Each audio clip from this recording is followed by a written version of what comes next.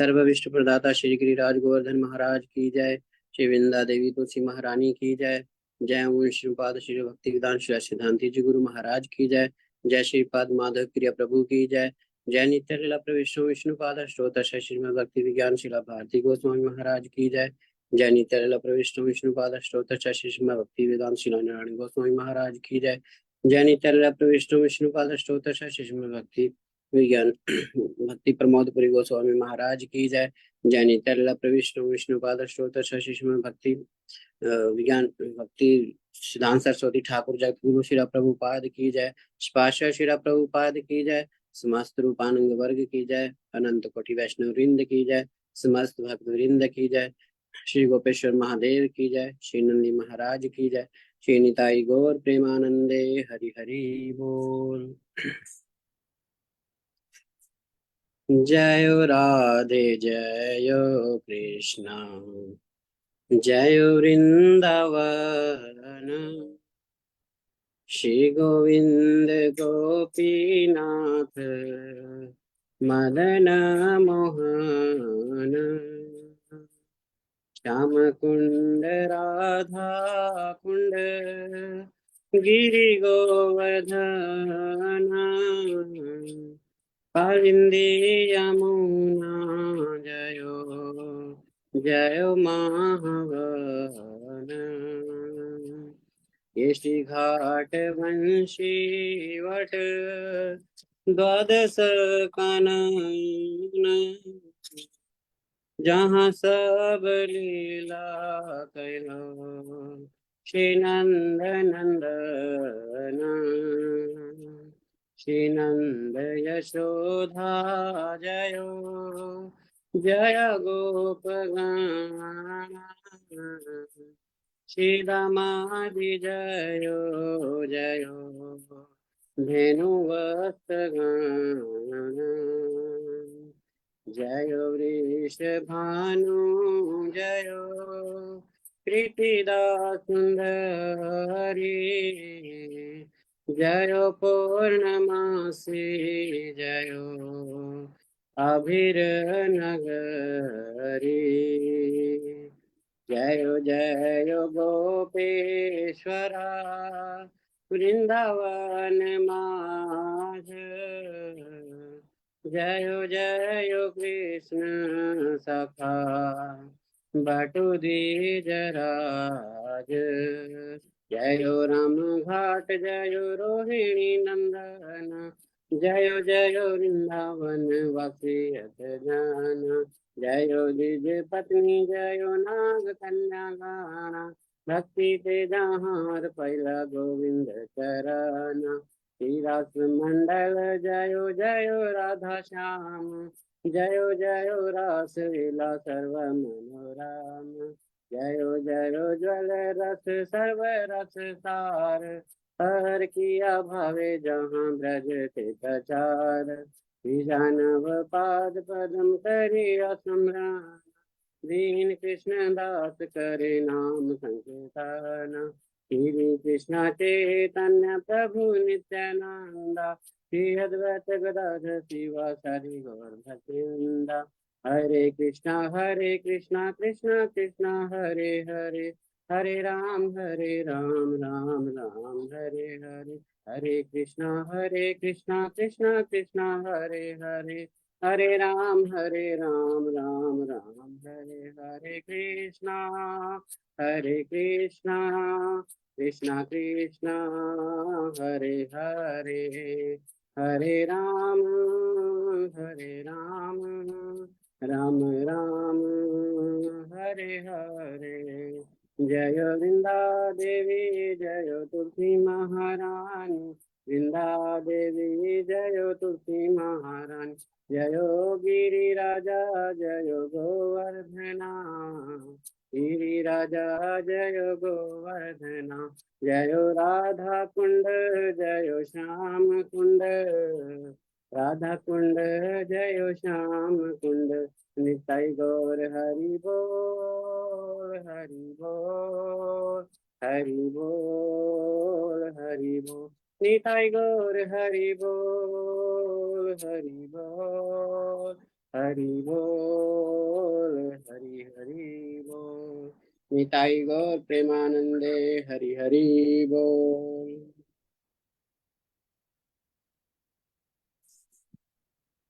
कृष्णा। बहुत ही सुंदर रूप से कीर्तन को हमारे प्रभु जी ने किया। और सुबह मंगल आरती में भी प्रभु जी रोज हमारे श्री कुंज बिहारी गौड़िया मठ में इसी प्रकार से इस कीर्तन को करते हैं बड़े प्रेम से। तो अभी उन्होंने बड़े सुंदर रूप से इसको किया। अभी इसी क्रम में हम लोग प्रणाम मंत्र करते हैं। सभी अनम्यूट कर लीजिए और मेरे पीछे पीछे बोलेंगे। ओम अज्ञानतिमिरान्धस्य ज्ञानञ्जनशलाकया ज्ञानतिमिरान्धस्य ज्ञानाञ्जनशलाकया चक्षुरुन्मिलितं येन तस्मै श्रीगुरवे नमः। चक्षुरुन्मिलितं येन तस्मै श्रीगुरवे नमः। गुरुवे गौरचन्द्राय राधिकाय तदालये गुरुवे गौरचन्द्राय राधिकाय तदालये कृष्णाय कृष्णभक्ताय तद्भक्ताय नमो नमः। कृष्णाय कृष्णभक्ताय तद्भक्ताय नमो नमः। हे कृष्ण करुणा सिंधु दीनबंधो जगतपते हे कृष्ण करुणा सिंधु दीनबंधु जगत्पते गोपेश गोपिका कांत राधा कांत नमोस्तुते। गोपेश गोपेश गोपिका गोपिकान्त राधा कान्त नमोस्तुते। तप्त कांचन गौरांगी राधे वृंदावनेश्वरी तप्त कांचन गौरांगी राधे वृंदावनेश्वरी वृषभानुसुते देवी प्रणमामि हरिप्रिये। वृषभानुसुते देवी प्रणमामि हरिप्रिये। श्री कृष्ण चैतन्य प्रभु नित्यानंद श्री कृष्ण चैतन्य प्रभु नित्यानंद श्री अद्वैत गदाधर शिवसादि गौर भक्त वृंद। श्री अद्वैत गदाधर शिवासादि गौर वृंद। हरे कृष्णा कृष्णा कृष्णा हरे हरे हरे कृष्णा कृष्णा कृष्णा हरे हरे हरे राम राम राम हरे हरे। हरे राम राम हरे राम राम राम राम राम राम हरे हरे। हरे अभी सभी म्यूट कर लीजिए। हरे कृष्ण। तो जैसा कि हम सभी इस लाइव क्लास में बहुत सारी चीजों को सीख रहे हैं। जैसे हमारे गौड़ीय मठ में गौड़ीय संप्रदाय में हमारे गुरुवर जिस प्रकार से बतलाते हैं कि भगवान की सेवा की जानी चाहिए, भगवान की को भोग कैसे लगाया जाता है, उसके पीछे क्या भावना है, और भी बहुत सी चीजें धीरे धीरे हम लोग इस सेशन में सीख रहे हैं। तो जितने भी लोग हमसे जुड़े हैं वो इसको थोड़ा मतलब इस प्रकार से लें, उसको समझने का प्रयास करें और उसको जीवन में उतारने का भी प्रयास करें। तभी इस क्लास को लगाने का, इस क्लास को अटेंड करने का तभी लाभ होगा। तो जैसा कि अभी हम कीर्तन करते हैं शुरू में, तो आप सभी भी कीर्तन करना सीखें, ऐसे क्लास में करें और भी चीज़ें सीखें। धीरे धीरे हम भक्तों को कहेंगे, सेवा देंगे कि वो लोग जो हैं इस प्रकार से कीर्तन और जो है क्लास के पॉइंट्स जो हैं जो हम लोग बोलते हैं वो आप सब धीरे धीरे सब लोग उसको सीखें बोलना। तो उसी क्रम में अ, अभी हम थोड़ा सा क्लास को रिवाइज करेंगे कि अभी तक हमने क्लास कहाँ तक कर ली। तो रिद्धि दीदी से मैं कहूँगा कि वो थोड़ा सा हमारी क्लास को रिवाइज कराएं कि अभी तक हम कहाँ से क्या कर चुके, कहाँ तक कर चुके हैं। हरे कृष्णा प्रभु जी। हरे कृष्ण। हमारी फर्स्ट डे क्लास हुई थी, उसमें हमने श्रवण किया था। अ, से बताओ। हमने वैष्णव आचरण के बारे में श्रवण किया था सबसे पहले, कि वैष्णव जो है, भक्त जो होता है, वो कुछ आचरण फॉलो करता है। तो जैसे कि आचमन करना, या दीक्षा मंत्र किस प्रकार से किया जाता है, हरि नाम कैसे होता है, विग्रह की सेवा या भोग लगाना। तो ये सारी चीजें किसमें आती हैं? वैष्णव एक आचरण में। मिनट, एक मिनट रुको, वासुदेव प्रभु जी कुछ कह रहे हैं। मेरी आवाज आ रही है? हाँ जी। क्लास 2 से शुरू करो प्लीज।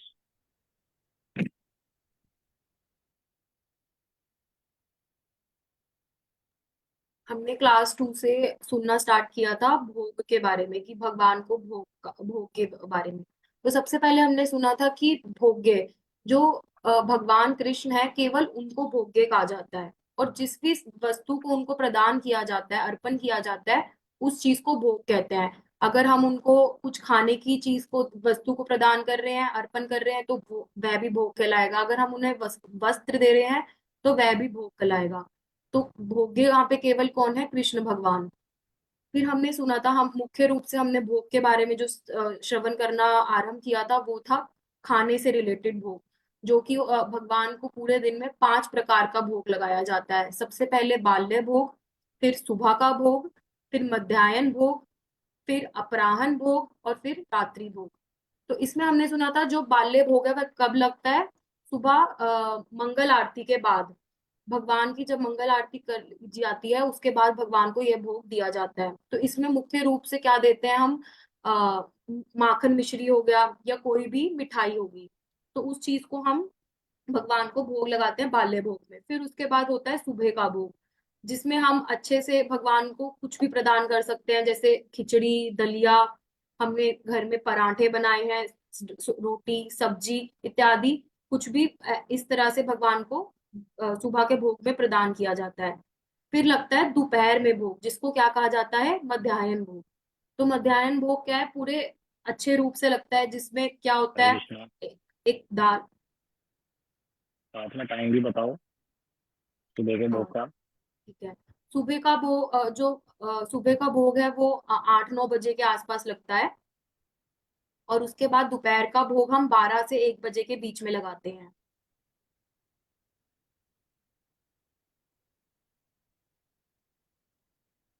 हरे कृष्णा प्रभु जी। बोलो बोलो। हाँ जी। तो दोपहर का भोग जो है, हम जिसको मध्याह्न भोग कहा जाता है, उसको 12 से 1 बजे के बीच में लगाया जाता है, जिसमें मुख्य रूप से थाली में सब कुछ दिया जाता है भगवान को। रोटी, चावल, चावल के ऊपर अच्छे से घी डाला होना चाहिए, और सब्जी होगी, साग होगा, सलाद होगा, रायता होगा, ऐसे पापड़ होगा, एक पकोड़ा होगा, कुछ कड़वी वस्तु होगी, करेला हो गया, इस तरह थोड़ा से जल्दी करो, थोड़ा जल्दी करो। अच्छे से दोपहर का भोग इतना लगाया डिटेल जाता है। में नहीं बताना, थोड़ा रिवाइज कराना है ठीक है प्रभु कि जी। क्लास की तरह हो जाए तो। फिर उसके बाद हम शाम का भोग लगाते हैं, जिसको अपराह्न भोग कहा जाता है, जो 4-5 बजे के आसपास लगता है, जिसमें मेन चीज है फल का भोग लगाना आवश्यक होता है। और साथ में हम कोई ठंडी वस्तु भी दे सकते हैं, जैसे गर्मियां चल रही हैं, और अगर सर्दियां होंगी तो हम कुछ गर्म वस्तु पीने की दे सकते हैं। फल का मेन ध्यान रखना होता है हमें, कि छिलका ना छिलके के साथ ना दे, अच्छे से छिलका उतार के, कटिंग करके, बीज निकाल कर हम उसको भोग लगाएं। उसके बाद लगता है आखिरी में रात्रि का भोग, जो कि 7-8 बजे के आसपास लगता है, जिसमें अच्छे से दाल, चावल, रोटी, सब्जी, सब चीज का भोग लगाया जाता है। पर इसमें विशेष चीज क्या होती है, कि साथ में गर्म गिलास होता है एक दूध का, तो वो अवश्य होता है देना। उसके बाद हमने भोग लगाने की विधि को सीखा था, कि किस प्रकार से भोग लगाया जाता है। तो हम जब भी भोग की थाली देंगे भगवान को, तो सबसे पहले उसमें हर जो भी हमने जितनी भी आइटम्स रखी हैं, उसमें हर एक आइटम में तुलसी पत्र होना चाहिए, जो कि धुला हुआ होना चाहिए। और अगर कोई सब्जी ज्यादा गर्म है, तो उसमें तुलसी पत्र को नहीं डालना है। और दूसरा चीज फिर आगे हमने सुना था, कि हमें एक आसन बिछाना है, जिसपे हमें भगवान को विराजमान करना है, उन्हें आने के लिए बोलना है कि आप यहाँ पर आइए और भोग लगाइए। उसके बाद हमें आचमन पात्र से भगवान के हाथ धुलाने हैं, और उनको आचमन कराना है, कुल्ला कराना है भोग लगाने से पहले। फिर उसके बाद हमें घंटी बजानी है, और उसके बाद जो दीक्षित भक्त है वह गोपाल मंत्र करते हैं थाली के ऊपर 10 बार, और जो अदीक्षित भक्त हैं वह महामंत्र भी कर सकते हैं। और ये हमें एक मंत्र बताया था प्रभु जी ने, हम इस मंत्र का भी पालन कर सकते हैं। उसके बाद हमें पर्दा कर देना है और 10 से 15 मिनट के लिए हमें बाहर वेट करना है। और उस समय हमें या तो हम हरि नाम कर सकते हैं या कीर्तन कर सकते हैं 10-15 मिनट के लिए। उसके पश्चात हमें 3 बार ताली बजा के पर्दा हटाकर भोग देखना है, और जो भगवान है उनको दोबारा से आचमन देकर, पानी देकर उनके हाथ धुलवाने हैं। तो जब भी हम ये पूरा भोग का प्रोसेस कर रहे होते हैं तो हमें अपने दिमाग में क्या चीज को ध्यान में रखना है कि भोग मैं नहीं लगवा रहा हूँ भगवान को। भगवान को भोग कौन है? गुरु जी लगवा रहे हैं। गुरु जी ही निवेदन करवा सकते हैं, क्योंकि गुरु गुरु जी के अनुगत्य में ही हम भोग लगा सकते हैं। तो ये सोच को रखते हुए हमें हमेशा भोग लगाना चाहिए। फिर हमने एक प्रकार के भोग के बारे में सुना था जो होता है दृष्टि भोग। दृष्टि भोग जैसे क्या होता है, जब बड़े बड़े उत्सव होते हैं जैसे जगन्नाथ यात्रा हो गई, तो उस समय में ये दृष्टि भोग लगाया जाता है। कैसे? केवल भगवान के सामने जिस चीज का हम भोग लगाना चाहते हैं उस चीज को दिखाया जाता है, और भगवान अपनी दृष्टि उस भोग वस्तु पे डालते हैं और उससे वो भोग बन जाता है। तो उस चीज को दृष्टि भोग कहा जाता है। फिर हमने क्लास 2 में श्रवण किया था, क्लास 3 में। ठीक है, तो अभी यहाँ तक ही दीदी बताएंगे, बता दिया दीदी ने बड़े अच्छे से। अभी हमारी रागलेखा माता जी हैं अम्बाला से ही, वो आगे हमें थोड़ा सा रिवाइज कराएंगे क्लास को जो हमने किया था। हरे कृष्णा।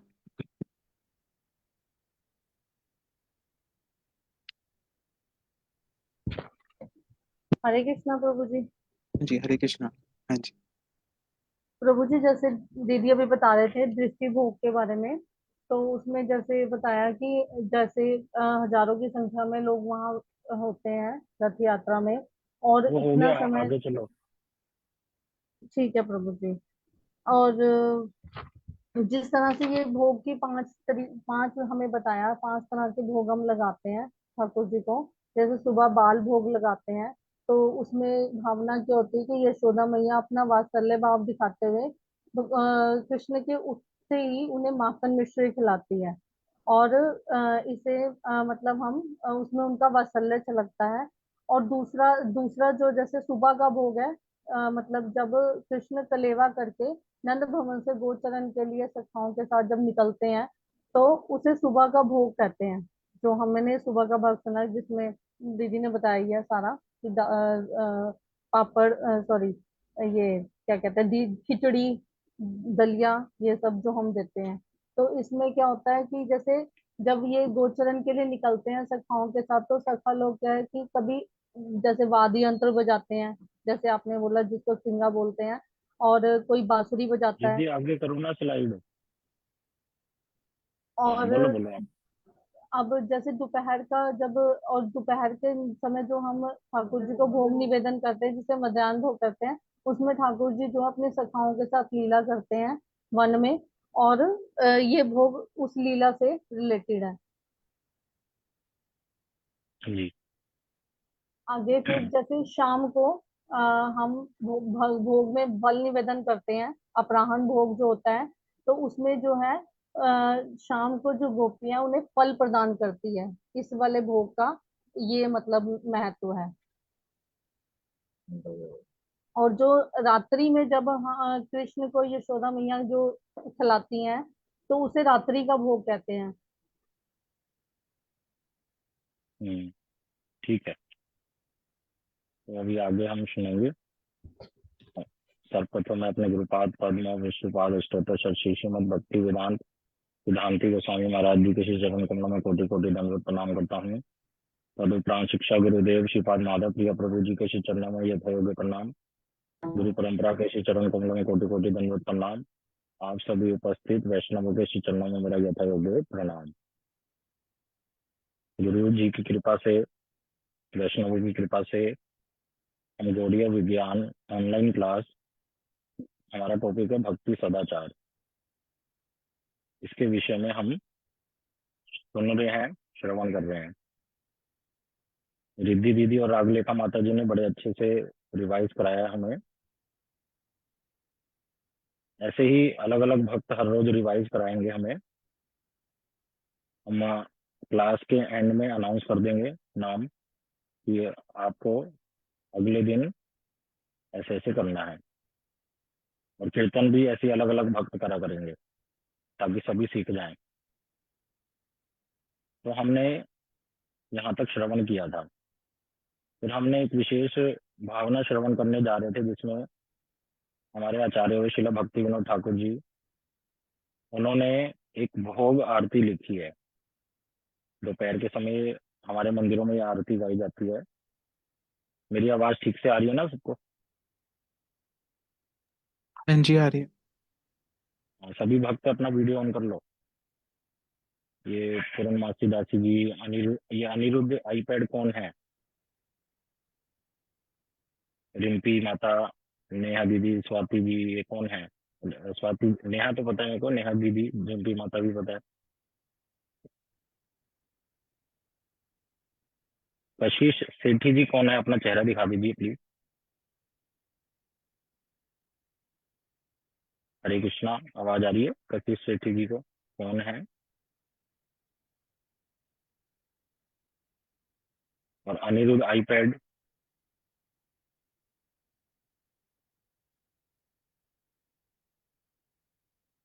हरे कृष्णा।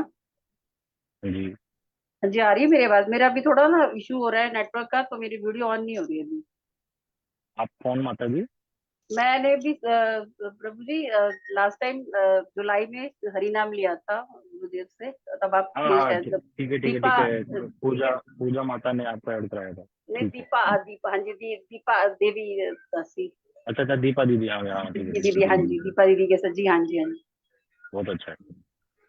अनिरुद्ध आईपैड कौन है भी या नहीं? वृंदा देवी दासी,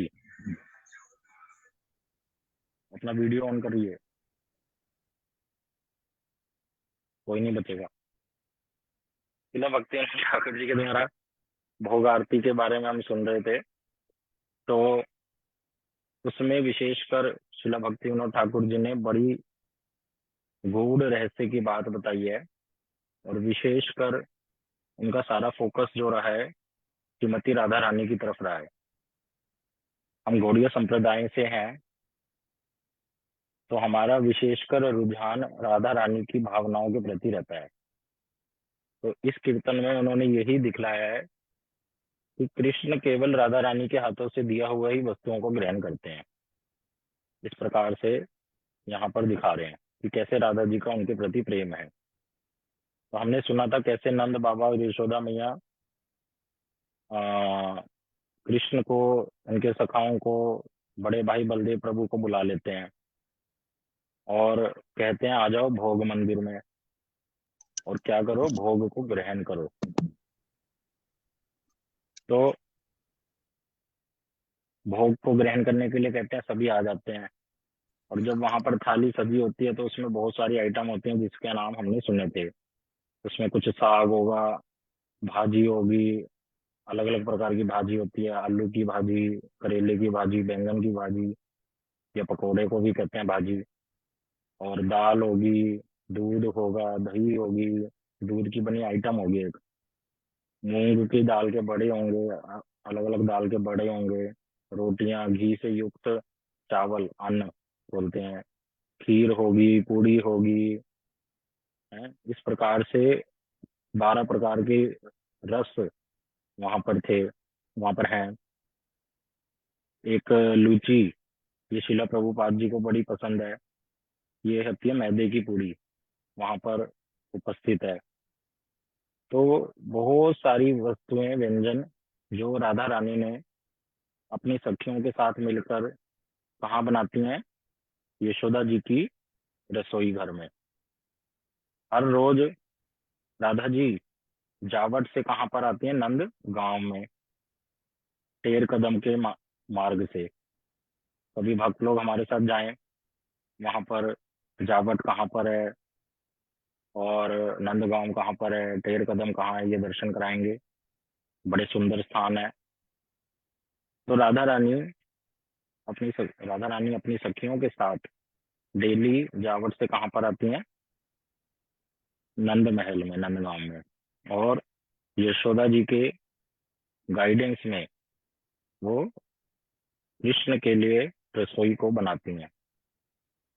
तो जब हम रसोई बनाते हैं ना, गुरुजी बताते हैं यही भावना रखनी चाहिए। उस समय अपने गुरुजी को याद करो।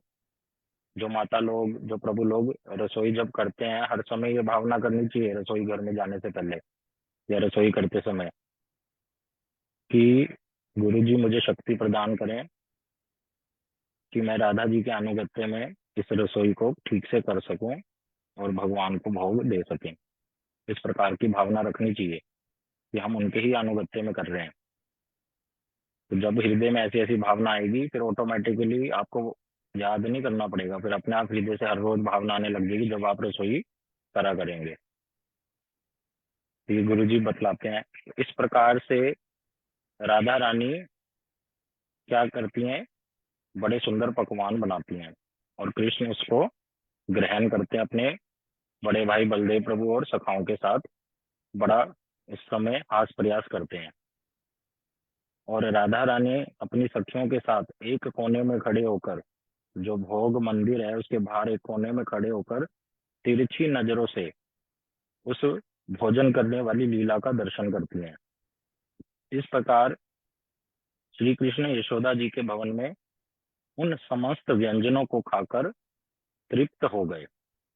तत्पश्चात सभी सखा वृंद हाथ मुख धोकर, नहीं, भोजन के अंत में कृष्ण ने सुशीतल एवं सुगंधित जलपान किया। देखो यहाँ पर प्रमाण है, हमें जल देना चाहिए ठाकुर जी को हर वस्तु के साथ, है ना। तो ठाकुर जी को जल का गिलास जरूर देना चाहिए।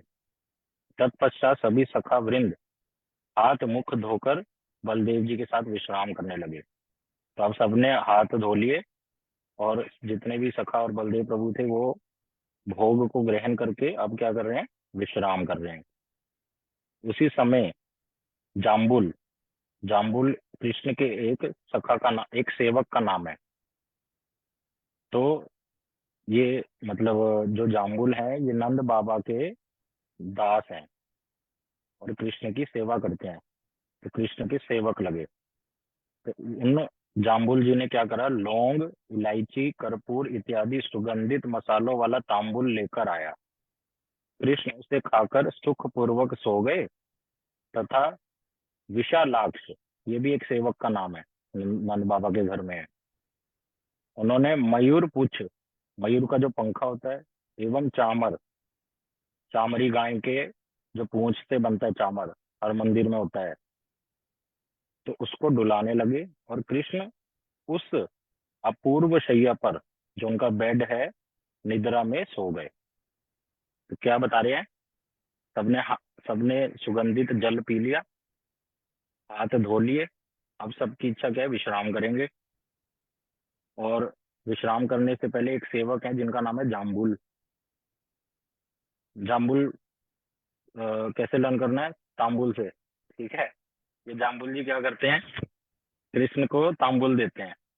तांबुल क्या होता है, पान, जो पान हम सुनते हैं उसको तांबुल बोलते हैं शास्त्रीय भाषा में।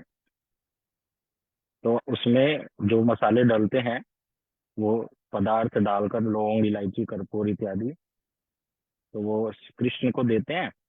कृष्ण उसको ग्रहण करके फिर सोने सोने लगते हैं। तो उस समय एक सेवक जिनका नाम है विशालाक्ष, वो क्या करते हैं, मोर पंख लेकर और चामर को डुलाते हैं, मतलब कृष्ण को हवा करते हैं। इस प्रकार की भावना रहती है जब हम चामर और मोरपंख करते हैं आरती के समय। तत्पश्चात, अब इसके बाद यशोदा मैया के आदेश से धनिष्ठा, कृष्ण की एक सखी के द्वारा लाए हुए श्री कृष्ण के प्रसाद को श्रीमती राधा रानी प्रेम पूर्वक खाया तथा अवशिष्ट प्रसाद को ललिता इत्यादि सखियों में आनंद पूर्वक ग्रहण किया। तो अब क्या हुआ आगे, कृष्ण तो सखाओं के साथ सो गए। अब कृष्ण की जो थाली में बच गया, समझ रहे हो, कृष्ण की थाली में जो प्रसाद बच गया और जो किचन में प्रसाद बचा, उसको अब कौन ग्रहण करती हैं, श्रीमती राधा रानी। एक सखी है जिनका नाम है धनिष्ठा। वो यशोदा मैया जब उनको आदेश देती है तो वो कृष्ण की थाली को उठाकर कहाँ ले जाती है? राधा रानी के निकट। राधा रानी सबसे पहले कृष्ण के प्रसाद को ग्रहण करती हैं। यही भावना हमारी भोग के समय रहती है हमेशा। कृष्ण के प्रसाद को कौन लेंगी? सबसे पहले राधा रानी। उसको प्रेम पूर्वक खाएंगी और फिर उसके बाद जो बच जाएगा, जो प्रसाद बच जाएगा, उसको अन्य सखियां ग्रहण करती हैं और फिर मन ही मन क्या करती हैं? राधा और कृष्ण का गुणगान करती हैं। क्योंकि सारी सखियां किसकी सेवा करती हैं? राधा और कृष्ण की। राधा कृष्ण की ऐसी लीलाएं ही जिनके लिए आनंद का एकमात्र विषय है, वे भक्ति विनोद ठाकुर जी भोग आरती गा रहे हैं। दीदी दीदी, जब भी एरो होता है ना, उसको साइड में रखना चाहिए, साइड में रखना है, हमेशा याद रखो। तो इस प्रकार से शिला भक्ति विनोद ठाकुर जी क्या कह रहे हैं कि राधा कृष्ण की जिन जो लीला गा रहे हैं भक्ति विनोद ठाकुर जी, वो ये भोग आरती लिखे हैं। तो इस प्रकार से ये भावना है भोग आरती की। अब यहाँ पर एक चीज है समझने की। यहाँ लिखा था तांबुल। तो जो पान है वो हम भक्तों को तो मना है, निषेध है, हमें नहीं खाना होता वो। लेकिन हमें ये भी बताया जाता है कि भगवान को हम भोग जो लगाते हैं, उसके बाद जब वो प्रसाद बन जाता है तो हम भक्त लोग उसको ग्रहण करते हैं।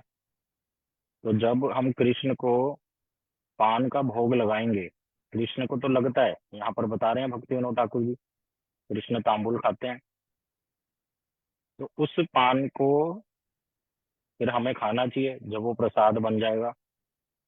लेकिन हमारे गुरु जी और गुरु वर्ग सभी सभी ने ये फॉलो करके दिखाया, वो पान नहीं खाते थे। कृष्ण को तो देते थे भोग मंदिरों में, लेकिन पान खुद नहीं खाएंगे। तो इस बात को समझना है आज कि जो पान है वो एक विलास की वस्तु है और जो कृष्ण है वो क्या है?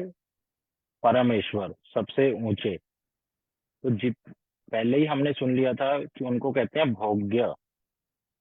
और जितनी भी वस्तुएं संसार में हैं, आध्यात्मिक जगत, अ, भौतिक जगत में, वो सब कुछ किसके लिए है? कृष्ण के लिए। तो ये जो पान है ये इतनी उच्च वस्तु है जिसको ग्रहण केवल कृष्ण कर सकते हैं, लेकिन हमें अलाउ नहीं है क्योंकि हम लोग कृष्ण नहीं है, हम लोग कृष्ण नहीं है। तो ये इस प्रकार का जो पान का सेवन है करना, ये हमें निषेध करा जाता है क्योंकि ये नशीले पदार्थ में आ जाता है।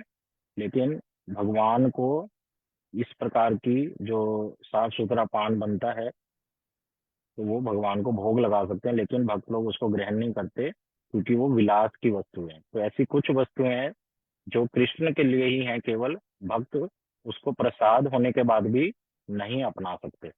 ऐसी काफी सारी चीजें हैं, धीरे धीरे जब हम आगे बढ़ेंगे कथाओं में सुनेंगे तो समझ आएगा। उसमें से एक वस्तु है पान, कि भगवान को तो देंगे लेकिन उसके बाद भक्त नहीं लेता उसको, पान को। किसी ने कुछ पूछना है अभी पूछ लीजिए, फिर हम आगे बढ़ते हैं।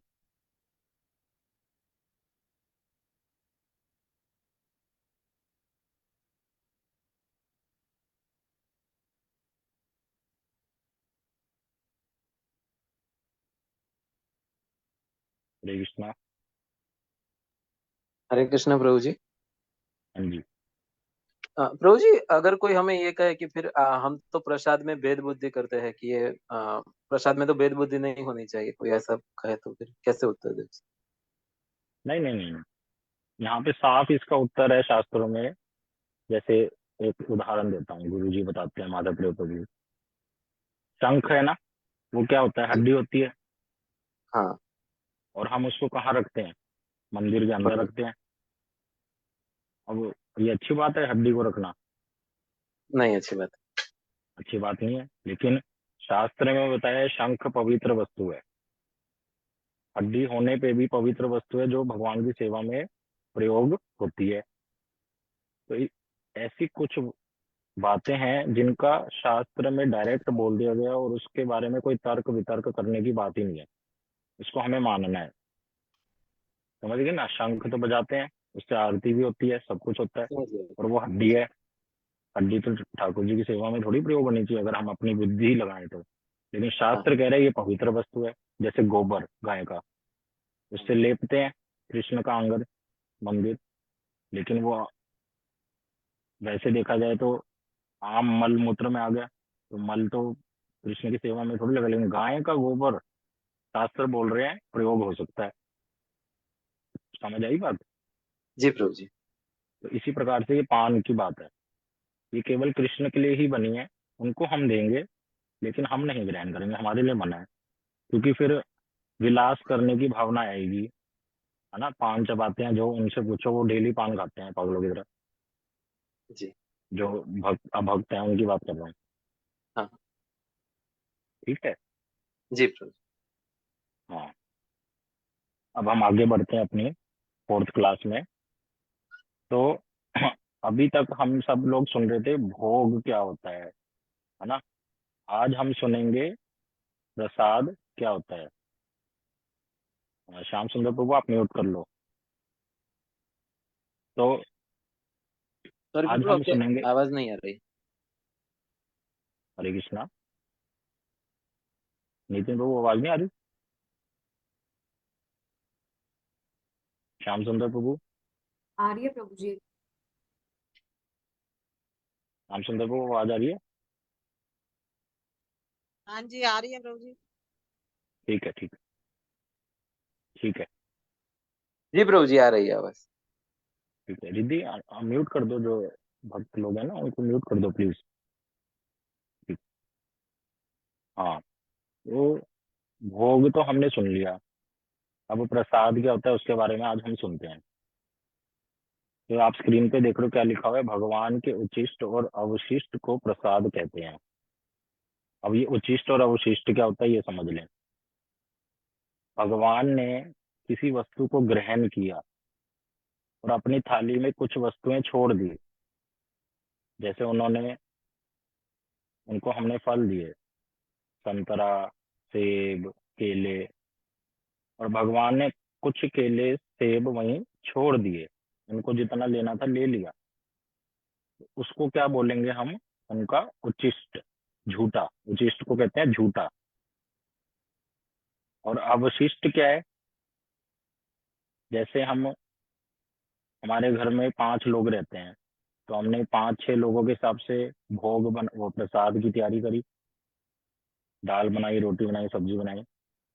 भगवान को तो हम जितना भोग लगाना है उतना लगाएंगे, लेकिन जो किचन में अभी बच गया, भगवान के पास नहीं लेके गए थे, और जब भगवान ने भोग को ग्रहण कर लिया तो वो तो हो गया उचिष्ट, लेकिन जो पीछे से रह गया था, बच गया था, वो उसको कहेंगे अवशिष्ट। ठीक है? दोनों ही क्या होते हैं? प्रसाद होते हैं, दोनों ही प्रसाद होते हैं। तो ये भगवान के जो अवशिष्ट और अवशिष्ट को हम लोग प्रसाद कहते हैं। मतलब जब भगवान उसको ग्रहण कर लेते हैं, उनके बाद जो उनकी थाली में रह जाता है और जो पीछे से पड़ा हुआ है किचन में, वो मिलाकर क्या हो जाता है? प्रसाद। भगवान सब कुछ ग्रहण कर लेते हैं। आगे, अब एक शब्द होता है महाप्रसाद। अब महाप्रसाद का मतलब क्या होता है? कह रहे भगवान ने जब भोग को ग्रहण किया, उसके बाद जब हमारे लिए छोड़ दिया, तो उसको बोलते हैं प्रसाद। लेकिन जब उस प्रसाद को हम गुरु जी को दे देते हैं और गुरु जी उसको ग्रहण कर लेते हैं, फिर गुरु जी का जो झूठा बच जाता है, जो हमारे लिए वो छोड़ देते हैं, उसको बोलते हैं महाप्रसाद। ठीक है? उसको महाप्रसाद कहा जाता है। आगे चलो। अब भोग के बारे में भी सुन लिया, प्रसाद के बारे में भी सुन लिया। अब भोग और प्रसाद के बीच में क्या अंतर होता है ये भी हम सुनते हैं। क्या क्या डिफरेंस रहते हैं, क्या क्या ध्यान रखने वाली बातें हैं डेली रूटीन में। ध्यान से सुनना इन बातों को। पहला पॉइंट है भोग खंड और प्रसाद खंड। भोग और प्रसाद को एक साथ कभी नहीं रखते। हमारे मंदिरों में जैसे किचन होती है, तो जहाँ ठाकुर जी के लिए मसाले रखे हैं, सूखी सब्जियां रखी हैं, या आटा रखा है, चावल रखा है, उस किचन को, और जिस किचन में हम बनाते हैं उनके लिए पकवान, उसको, उस किचन का नाम होता है भोग खंड। वहां पर लिखा होता है ये भोग खंड है। और प्रसाद खंड कहाँ होता है? जब भगवान को भोग लगकर थाली वापस आती है, उस प्रसाद को जब हम जिस स्थान पे रखते हैं, किसी प्लेटफॉर्म पे रखते हैं कहीं भी, उस एरिया को बोलते हैं प्रसाद खंड। समझ में आया? कि एक होता है भोग खंड जहाँ पर भगवान के लिए रसोई बनाई जाती है, और फिर जब भगवान को भोग दे दिया भगवान ने, फिर हमें वापस किया प्रसाद के रूप में, तो उस प्रसाद को जहाँ पर रखा जाएगा, जिस भी स्थान पर, उस एरिया को बोलते हैं प्रसाद खंड। अब ये प्रसाद खंड एक एक ही भोग खंड की किचन में भी हो सकता है। एक, अगर भोग खंड में जगह नहीं है तो बाहर कोई अलग से कमरा या कोई स्थान हो सकता है, वो भी हो सकता है। अलग अलग फैसिलिटी के अनुसार हो सकता है। किसी मठ में क्या होता है, भोग खंड की किचन अलग होती है, प्रसाद खंड की किचन अलग होती है। हमारे फरीदाबाद मठ में ऐसा है। और कहीं कहीं पे क्या होता है, ऐसा पॉसिबल ना होने के कारण किचन बहुत बड़ी है, उसी में भोग खंड है, और एक छोटा सा एरिया प्रसाद खंड का अलग से रख दिया जाता है। समझ गए?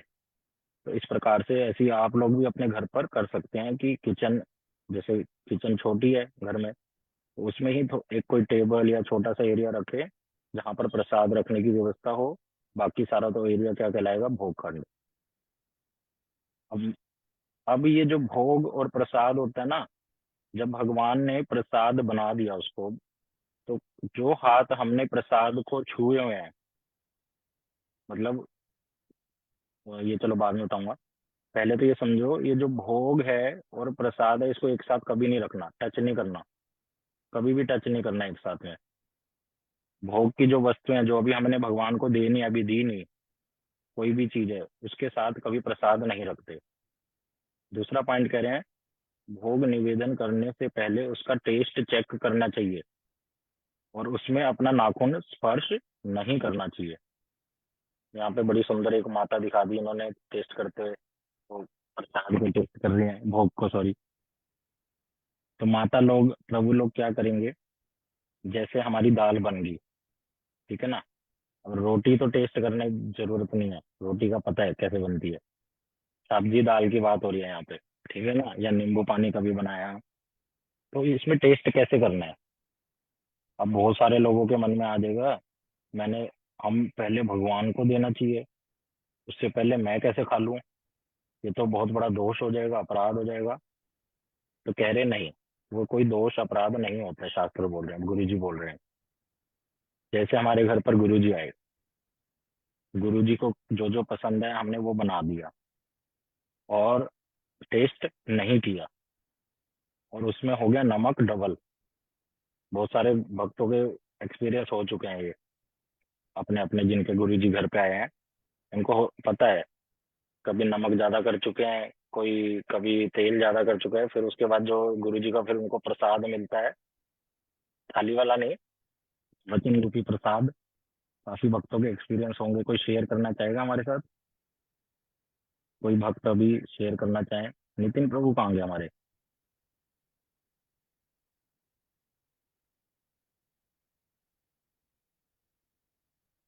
दीदी दीदी आप शेयर करो।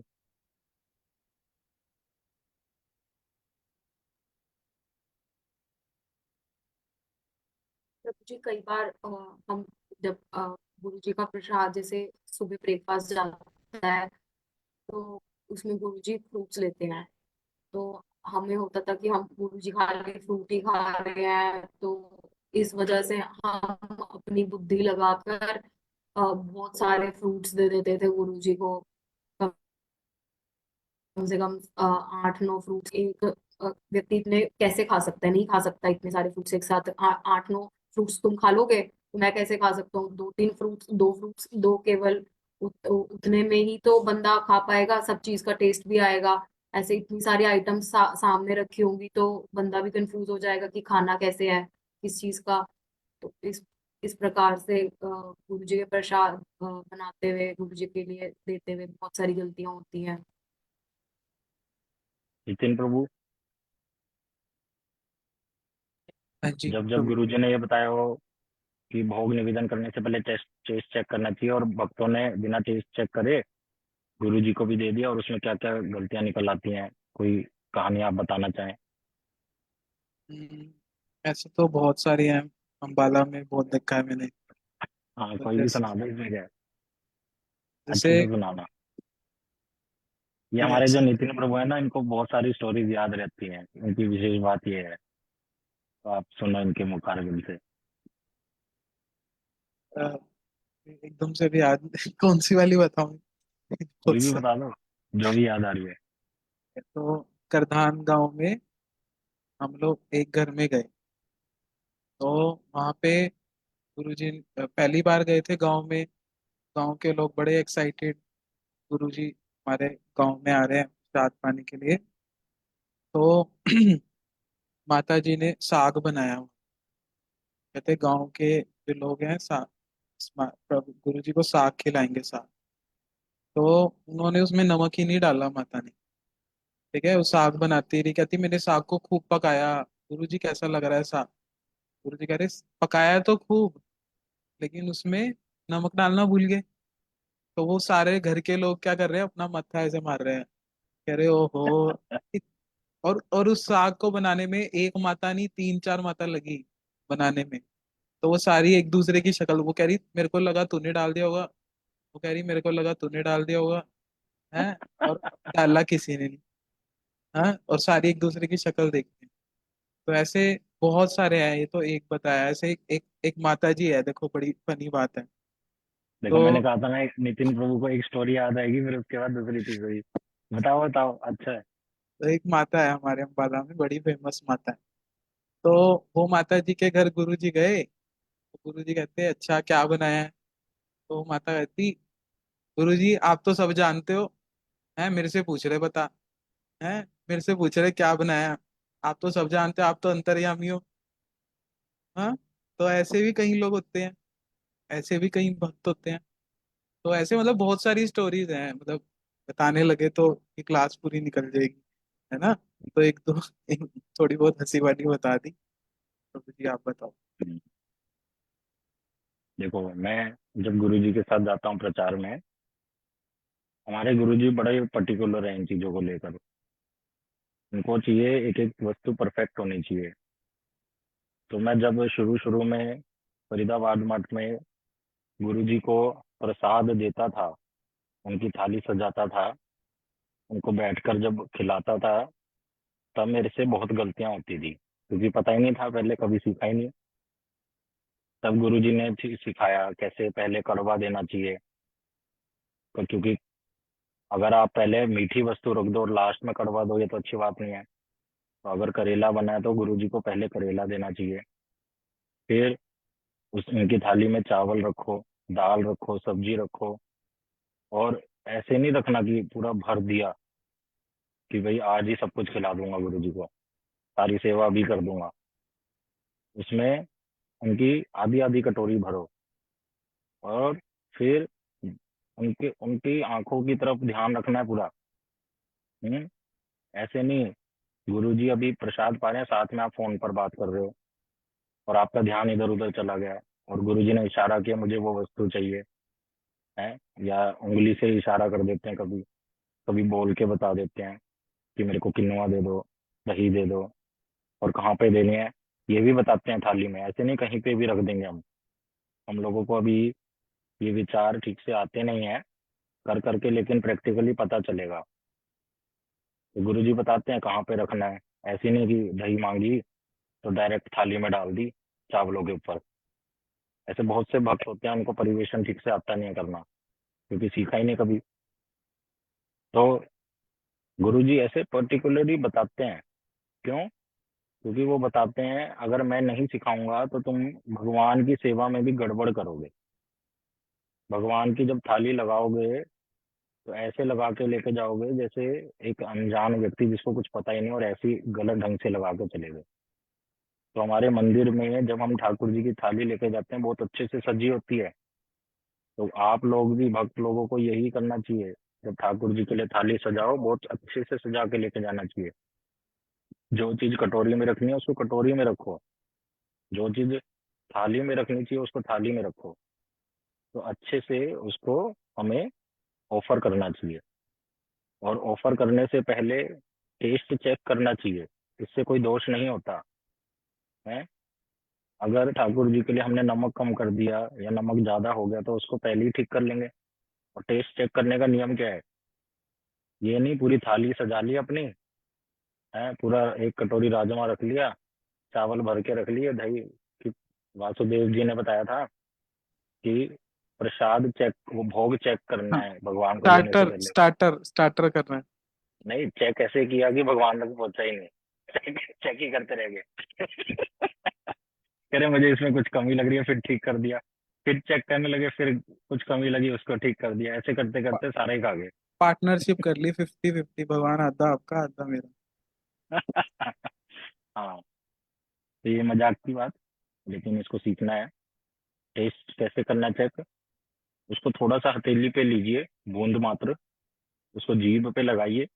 जीभ पे रखते ही पता चल जाएगा क्या है मसालों का टेस्ट। उसको अंदर मत लीजिए और उसी समय मुख धोकर आइए।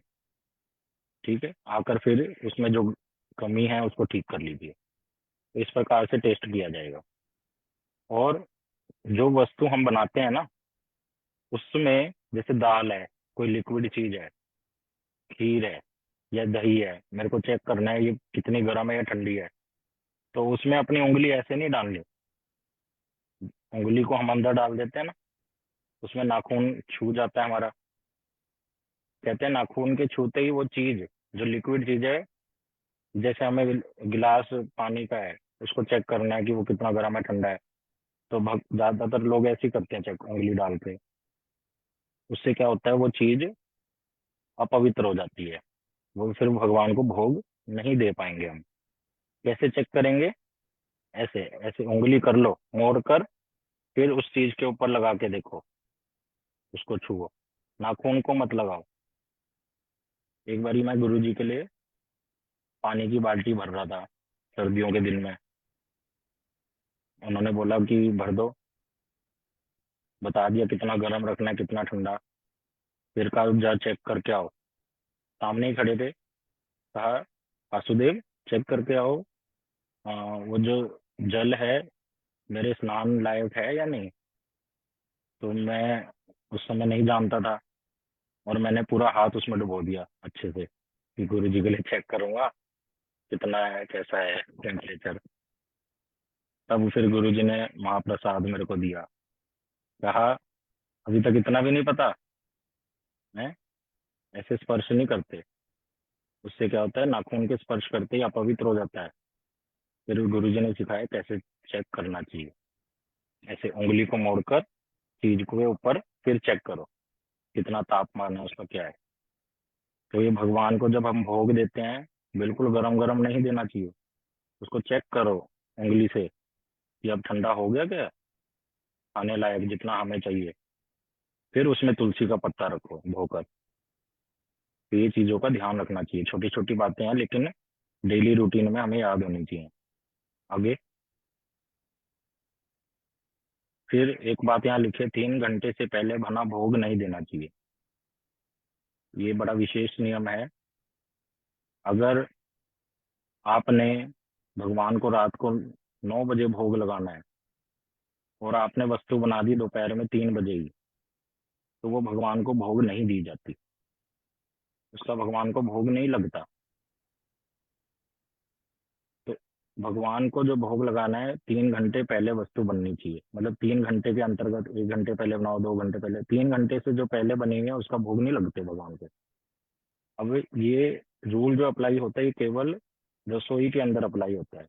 अब इसमें पैकेट फूड, समोसा, मिठाइयाँ, ये सब नहीं आता है। इसमें शास्त्रों में ये सारा बताया है कि जो उस समय हम पकवान बनाने जा रहे हैं उसके लिए रूल है, लेकिन ऐसी कुछ चीजें जो मिठाई फल ये सब, इनको इनके ऊपर ये 3 घंटे वाला रूल अप्लाई नहीं होता। फिर प्रसाद को छूने के बाद उन्हीं हाथों से भोग को नहीं छूते। हम थाली ले आए, भगवान ने भोग लगा दिया, मंदिर के अंदर गए, भगवान के हाथ धुला दिए और थाली को उठा के बाहर ले आए। अब वो थाली को क्या कहेंगे हम, ये प्रसादी थाली है, इसको प्रसाद बोलते हैं। और आकर रख दिया किचन में, और उसी हाथों से क्या करने लगे, मसालों के डब्बों को सेट कर कर किचन में ठीक से रख दूं, कि फ्रिज में सामान वापस रख दूं सब्जियों को। तो उसी हाथों से नहीं करना चाहिए, पहले हाथ धोने चाहिए। क्यों? क्योंकि जो प्रसाद वाले हाथ हैं, उसी हाथों से अगर किसी चीज को आप स्पर्श कर देते हो ना, वो भी क्या बन जाता है उसी समय, प्रसाद। ये प्रसाद की महिमा है, ये महिमा है प्रसाद की, कि उस प्रसाद से अगर किसी भोग वाली वस्तु को स्पर्श कर दोगे, वो क्या बन जाता है, प्रसाद। फिर उसको भगवान को भोग नहीं लगेगा, वो प्रसाद बन चुका है। तो इसलिए अपने किचन में एक शेल्फ या एक टेबल अलग से रखो, जहाँ पर आप प्रसाद रखोगे। और सारी किचन किसके लिए रखो, भोग के लिए। एक छोटा सा एरिया रखो प्रसाद के लिए, और उसको रखकर हाथ धो लेने चाहिए। कभी भी प्रसादी हाथों से भोग को स्पर्श नहीं करना, कभी भी नहीं। इन चीजों का ध्यान रखना है अपने घरों में। आगे अब यहाँ पे कह रहे हैं अपना झूठा प्रसाद किसी को नहीं देना चाहिए। जैसे आपस में भक्त लोग एक साथ बैठ गए, कृष्ण की बातें कर रहे हैं कथा से रिलेटेड, और प्रसाद पा रहे हैं बड़े प्रेम से। राइट हैंड से खाते हैं सभी ज्यादातर। और जब आप प्रसाद पाते हैं तो आपकी प्लेट वाला प्रसाद क्या हो गया, वो झूठा हो गया, ठीक है ना। तो उसी हाथों से अगर आप जो प्रसाद, कोई जैसे कोई भक्त है हमारे आगे से गया, वो रोटियां दे रहा था, तो आप उसी हाथ से क्या करते हो, उस रोटी को पकड़ लेते हो, और उसी रोटी को जो भक्त हमें दे रहा था उसके हाथ भी लगे हुए थे, साथ साथ दोनों के हाथ उस रोटी पे हैं। तो उस भक्त का हाथ जो हमें दे रहा है, वो हाथ उसका झूठा हो जाएगा। समझ आया पॉइंट? ये दोबारा से बताता हूँ। कहने की बात यह है, जो प्रसाद आप पा रहे हो अपनी थाली में, वो हो गया झूठा। और साथ ही साथ आपको कोई और चीज चाहिए, अभी दाल चाहिए, एक्स्ट्रा रोटी चाहिए, तो आपने अपने ही उसी हाथ से, झूठे वाले हाथों से क्या करते हैं, या तो बाल्टी में हाथ डाल दिया, खुद जाके ले आए, हैं किचन में जा गई माता उठ के कि मेरे को थोड़ी और दाल चाहिए, उसी हाथ से। तो पहले क्या करना पड़ेगा, हाथ धो लो अगर कोई और नहीं देने वाला, और अगर कोई और देने वाला है तो उसको देने दो, उसके हाथ को स्पर्श नहीं करना, उसके हाथ से बाल्टी को स्पर्श नहीं करना, ना कड़छी को, तो सब झूठा हो जाएगा। फिर लास्ट, झूठे हाथों से प्रसाद को नहीं छूना चाहिए। ओहो, ये वाला मैंने समझा दिया। इसके जो पहला पॉइंट है वो ये कह रहा है अपना झूठा प्रसाद किसी को नहीं देना चाहिए। और अपना जो आपकी थाली का झूठा हो गया प्रसाद, वो किसी के साथ शेयर नहीं करना चाहिए। उसको शेयर करने से क्या होता है, आपके जो गुण हैं और अवगुण हैं वो दूसरे व्यक्ति में ट्रांसफर हो जाते हैं।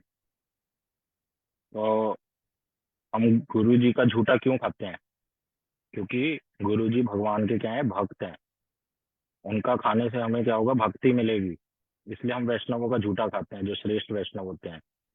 तो सभी का झूठा नहीं खाया जाता, ना तो किसी का झूठा खाना चाहिए, ना झूठा देना चाहिए, ये गलत बात होती है। और अपने झूठे हाथों से प्रसाद जो पड़ा हुआ है साइड में, उसको छूना नहीं चाहिए। किसी से मांग लो, नहीं तो अपने उल्टे हाथ का प्रयोग करो। कोशिश करो जब प्रसाद पाओ तो केवल राइट हैंड से खाओ, उल्टे हाथ को यूज नहीं करना चाहिए। उल्टे हाथ को, थाली को छूना भी नहीं चाहिए, स्पर्श नहीं होना चाहिए।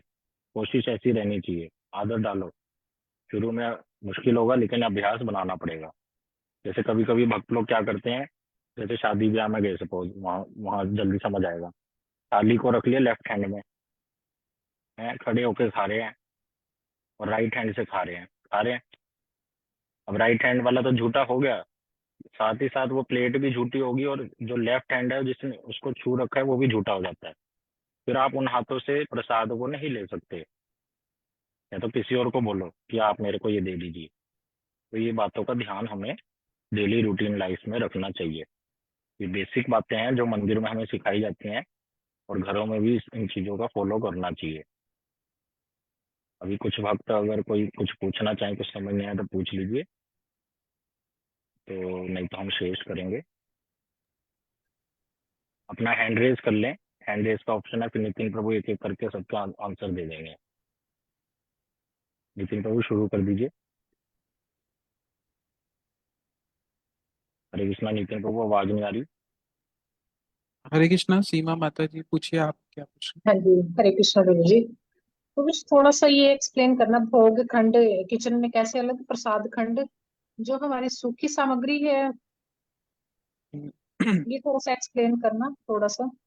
नहीं, देखो, जो वस्तु भगवान को भोग नहीं लगी, है ना, भोग नहीं जैसे लगा, है ना, कुछ कोई भी ये पका हुआ या जैसे सूखी सामग्री है, दाल है, चावल, सूखा भंडार, तो वो वो तो आपका उसमें अभी सब पक्का। उसमें सब कुछ ही आ गया। हम्म, मतलब जो ये आपने वो भगवान को भी दिया ही नहीं, वो सारा हाँ कुछ हाँ, आ गया। ओके, वो ठीक है ना। भोग खंड, ठीक। जैसे कुकर में से आप दाल लेकर गए, एक कटोरी भगवान के लिए, और कुकर में भी पड़ी है। हाँ। ठीक है ना, तो उन दोनों को नहीं छूना। उन दोनों को नहीं छूना। अगर वो आपको पूरा यूज करनी है दाल, तो उसी सेक्शन में फिर वो रख दो, कुकर प्रसाद वाले में, और उसमें ठाकुर जी का प्रसाद मिला दो। ठीक है। जहां वो कुकर रखा है वहां पे नहीं मिलाना। कुकर को कहाँ ले आना है? प्रसाद वाले एरिया में। और किसी का कोई प्रश्न?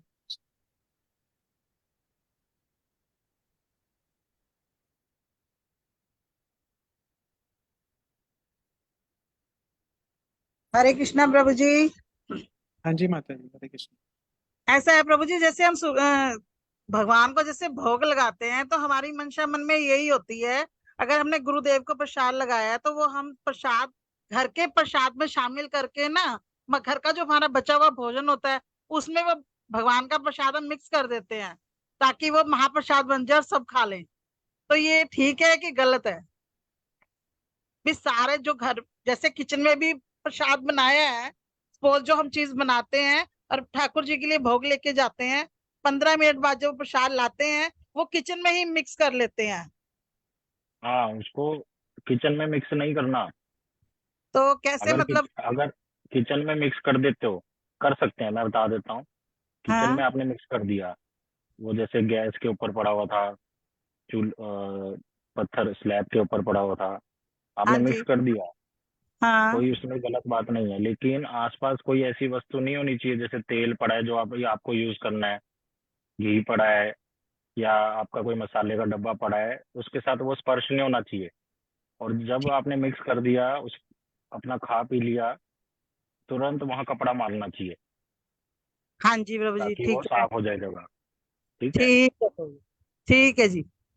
हाँ, तभी मैंने बताया, अभी प्रैक्टिकल आपके घरों में क्या छोटी छोटी रसोइयाँ होती हैं, तो वहां पर या तो एक टेबल रख लो छोटा सा अलग से, जहाँ प्रसाद रखें बस, ताकि कोई प्रॉब्लम ही ना हो मन में। अगर नहीं हो पाता वो भी, तो अभी जो मैंने बताया ऐसे कर लो। कोशिश करो किसी चीजों को छुओ मत, और अपना खाने के बाद अच्छे से रसोई साफ कर दो।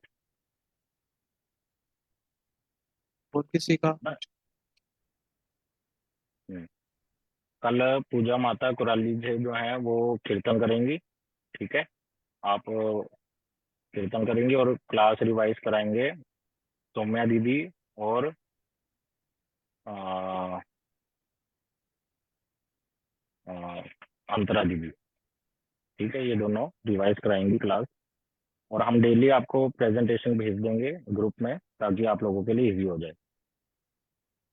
तो कीर्तन करेंगी पूजा माता, ऐसे ही हर रोज 2-3 भक्त कुछ ना कुछ करते रहेंगे।